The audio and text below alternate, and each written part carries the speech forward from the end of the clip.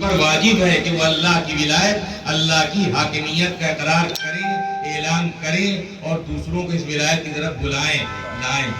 لہذا پیغمبر اکرم پر صرف اللہ کی ولایت، اور پیغمبر کے بعد جو پیغمبر کا جانشین بن کر آ رہا ہے، جو امت کا نگہبان، امت کا مولا، امت کا آقا، امت کا امام بن کر آ رہا ہے، اس کے لیے دو ولایتیں۔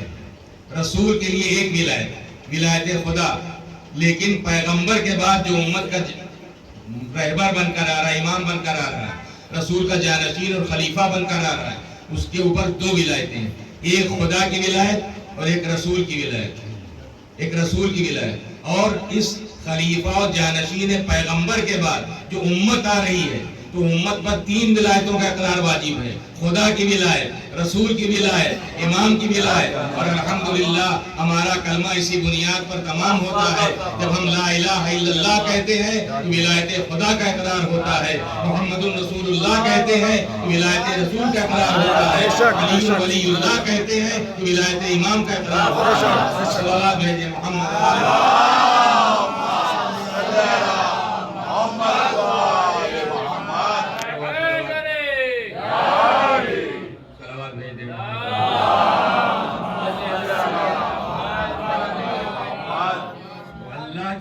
رسول کی ولایت اور امام کی ولایت۔ لیکن اس ولایت کو قبول کرنے کے بعد انسان کو حاصل کیا ہوتا ہے؟ اور جو ولایت خدا کا اقرار نہیں کرتے، جو ولایت رسول کو نہیں مانتے، ولایت امام کو نہیں مانتے، ان کے لیے کیا زحمتیں، کیا پریشانی دنیا میں ہے۔ کبھی کبھی لگتا ہے کہ ہم سے بہتر زندگی بسر کر رہے ہیں، تو اس ولایت خدا کو مان کر، ولایت رسول کو مان کر، ولایت امام کو تسلیم کر کے ہمیں کیا ملنے والا ہے؟ ایسا نہیں کہ کچھ ملنے والا نہیں ہے، لیکن بہت کچھ ملنے والا ہے اور بہت کچھ ملتا ہے۔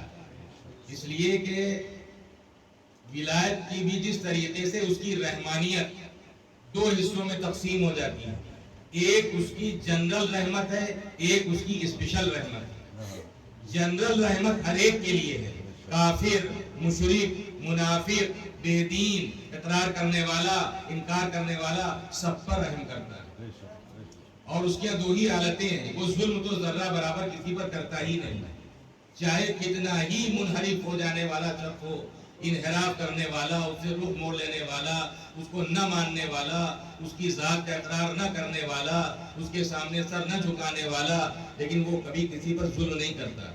وَأَنَّ اللَّهَ لَيْسَ بِظَلَّامٍ لِلْعَبِيدِ، اللہ اپنے بندوں پر ظلم نہیں کرتا۔ اس کے یہاں دو ہی حالتیں ہیں پروردگار کے ہاں، ہمارے عقیدے کے مطابق، یا وہ عدل کرتا ہے یا فضل کرتا ہے۔ گناہگار کو سزا دینا یہ اس کا عدل ہے، اور گناہگار کو بخش دینا یہی اس کا فضل ہے۔ اس کے علاوہ کوئی حالت نہیں ہے، یا وہ عدل کرتا ہے یا فضل کرتا ہے۔ سزا دینا عدل ہے، بخش دینا یہی فضل ہے۔ اور ہم حقیقت یہ ہے کہ ہم اللہ کی عدالت کو ہمارے جیسے بھی برداشت نہیں کر سکتے۔ اگر ہمارے معاملے میں اللہ نے اپنے عدل سے کام لے لیا تو ہم اس کے عدل کو بھی برداشت کرنے کی صلاحیت نہیں رکھتے ہیں۔ اسی لیے صبح و شام اس کے عدل کے متلاشی نہیں ہے، ہم اس کے فضل کے متلاشی ہیں۔ بارگاہ الہی میں ہم برابر یہ دعا کرتے ہیں، رب عاملنا بفضلک ولا تعاملنا بعدلک یا رحیم یا کریم یا ارحم الراحمین، کہ پروردگار ہمارے بارے میں اپنے عدل سے کام نہ لینا، پروردگار ہمارے بارے میں اپنے فضل سے کام لینا۔ کیا مطلب؟ یعنی ہماری خطاؤں کو معاف کر دینا، ہمارے گناہوں کو بخش دینا۔ ایک صلوات بھیجے محمد وآل محمد۔ اور پھر ایک اس کی رحمت ہے جو فقط اور فقط صاحبان ایمان کے لیے، صاحبان تقوی کے لیے ہے۔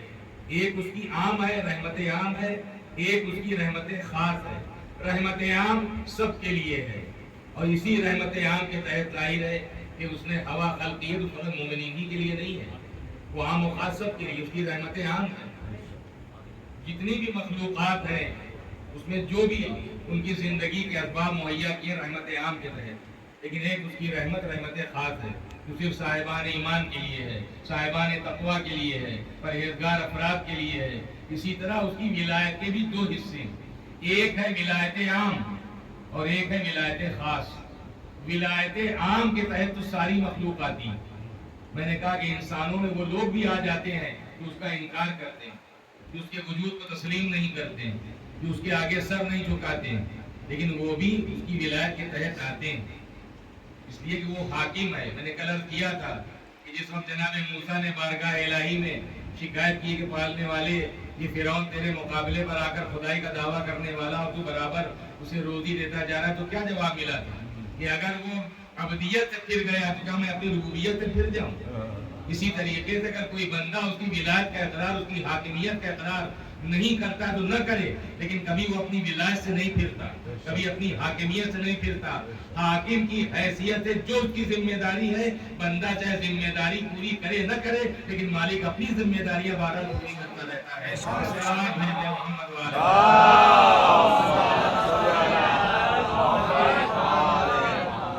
ایک ہے ولایت عام، کہ ہر ایک کا حاکم ہے اور حاکمیت کے تحت وہ اسی اعتبار سے ان کے ساتھ سلوک بھی کرتا ہے، اور ایک اس کی ہے ولایت خاص جو صرف صاحبان ایمان کے لیے، صاحبان تقویٰ کے لیے۔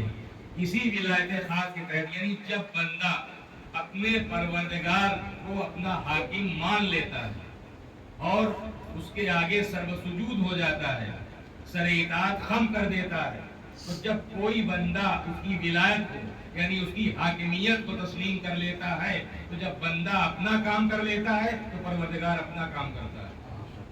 آیت الکرسی بہت سارے حضرات کو یاد بھی ہوگی۔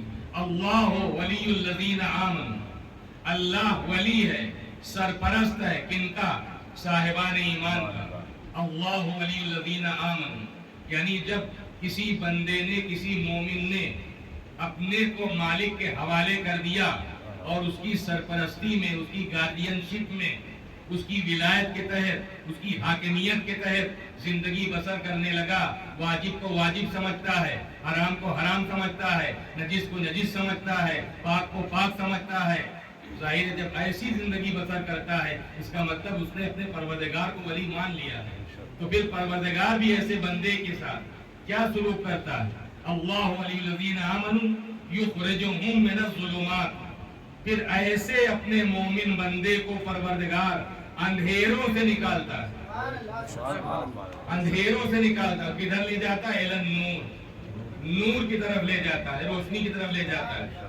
اب آپ ذرا قرآن مجید کی آیت پر غور کریں کہ یہاں پر ایک طرف ہے ظلمات، ظلمات یہ جمع ہے کاہے کی؟ ظلمت کی۔ ظلمت کے معنی اندھیرا، ظلمات اندھیرے، ادھر ہے نور، اس کی جمع ہے انوار۔ لیکن پورے قرآن مجید میں آپ دیکھ جائیں، جہاں جہاں پروردگار عالم نے ظلمات کا لفظ استعمال کیا ہے وہاں ظلمات ہی ہے، ظلمت نہیں ہے، یعنی یہ لفظ واحد استعمال ہی نہیں ہوا ہے قرآن مجید میں۔ جہاں پر نور کا لفظ آیا ہے تو کہیں انوار آپ کو نہیں ملے گا، ظلمات کے مقابلے پر جہاں جہاں یہ لفظ آیا ہے وہاں انوار نہیں ہے، نور ہے، اور نور کے مقابلے پر جہاں جہاں لفظ آیا ہے وہاں ظلمت نہیں ہے، ظلمات ہے۔ اور کمال یہ ہے کہ جتنی مرتبہ ظلمات آیا ہے اتنی ہی مرتبہ نور آیا ہے، اور جہاں جہاں ظلمات آیا ہے وہاں وہاں نور آیا ہے۔ یہ نہیں کہا گیا کہ ظلمات سے اندھیروں سے نکالتا ہے اور روشنیوں کی طرف لے جاتا ہے، انوار کی طرف لے جاتا ہے، نہیں، بلکہ ظلمات سے اندھیروں سے نکالتا ہے اور نور کی طرف، روشنی کی طرف لے جاتا ہے۔ اس کی وجہ جو میری سمجھ میں آئی وہی میں کر سکتا ہوں کہ حقیقت میں کیوں اللہ ولی الذین آمنوا یخرجہم من الظلمات الی النور، کہ اللہ ولی ہے، سرپرست ہے صاحبان ایمان کا، ان اپنے ایمان رکھنے والے بندوں کو وہ ظلمات سے، اندھیروں سے نکالتا ہے اور نور کی طرف لے جاتا ہے، روشنی کی طرف لے جاتا ہے۔ تو ایک طرف ظلمات ہے، ایک طرف نور ہے، ہونا یہ چاہیے تھا کہ اندھیروں سے نکالتا ہے تو روشنیوں کی طرف لے جاتا ہے، مگر نہیں، وہاں ظلمات ہے یہاں نور، اندھیروں سے نکالتا روشنی کی طرف۔ شاید اس کی وجہ یہ ہو کہ باطل کے راستے ہزار ہوتے ہیں، لہذا لفظ ظلمات کا استعمال کیا گیا، حق کا راستہ ایک ہوتا ہے، لفظ نور کا استعمال کیا گیا کہ جب کوئی بندہ مومن اپنے کو اپنے مالک کے حوالے کر دیتا ہے تو پروردگار ہر باطل راستے سے ہٹا کے اسے حق کے راستے پر لے آتا ہے، صراط مستقیم پر لے آتا ہے، نور میں لے آتا ہے، روشنی میں لے آتا ہے۔ صلوات بھیجتے ہیں۔